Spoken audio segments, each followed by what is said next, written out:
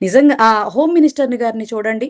పైగా ఇంకా ఆవిడ చాలా గొప్పగా అంబటి రాంబాబు గారు ఇలా అన్నారంట. మరి హ్మ్. 2, 3 వీడియోలు చూపిస్తా లోకేష్ గారన్న వీడియోలు. హ్మ్. ఆయన పబ్లిక్‌లోనే ఇలా అన్నాడు.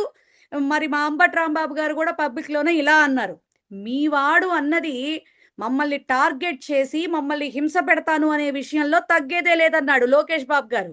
కానీ మీరెంత హింస పెట్టినా మేము జగన్మోహన్ రెడ్డిని వదిలే పనే లేదు. ప్రజల కోసం పోరాడేటటువంటి విషయంలో వెనక్కి తగ్గేదే లేదు అని ఆయన ఈ రకంగా చూపించటం జరిగింది.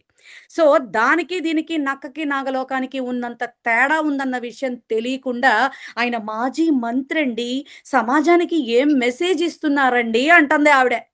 ఇంకా హ్మ్. ఆవిడకి ఏం చెప్పాలి సార్? హోమ్ మినిస్టర్ అయ్యుండి, చదువుకున్న వ్యక్తి అంటారు. మళ్ళీ టీచర్‌గా పనిచేసింది అని చెప్పనంటారు. అంటే మీ వాళ్ళు చేస్తేనే అసలు ఆవిడని మనం ఏం మాట్లాడతాం సార్? విజయమ్మ గారిని, భారతమ్మ గారినే తప్పుడు కూతలు కూసినటువంటి అవును. మనిషికి అంతకు మించినటువంటి సంస్కారం ఏమొస్తుందని మనం మాట్లాడుకుంటాం? నిజంగా ఇప్పటి వరకు కొన్ని వేల ఘటనలు ఆమె డిపార్ట్‌మెంట్ ద్వారా జరిగితే ఏం చర్యలు తీసుకుందో, మరి ఆ యొక్క కుటుంబాలకి ఈమె ఏ రకంగా అండదండలుగా నిలబడిందో, ఏనాడు వచ్చి ప్రెస్ మీట్ రూపంలో బయటకొచ్చినటువంటి సందర్భం అయితే లేదు సార్. తిరుపతిలో ఇవన్నీ పక్కన పెడితే, తిరుపతిలో మరి అంతమంది చనిపోయారు. కాశీనాయన క్షేత్రంలో అంతమంది చనిపోయారు. అవును. సింహాచలంలో అంతమంది చనిపోయారు.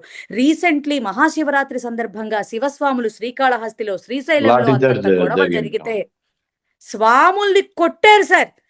అవును. ఇంతకంటే, ఇంతకంటే అప్రదిష్ట, ఇంతకంటే దౌర్భాగ్యం ఏ ప్రభుత్వానికి కూడా సంక్రమించదేమో సార్ నాకు తెలిసి. మరి ఇలాంటి దౌర్భాగ్యాలన్నీ కూడా మా జగన్మోహన్ రెడ్డి గారి టైంలో ఏనాడు జరగలేదండి. మీరు వెరిఫై చేసుకున్నా కూడా. యాహ్!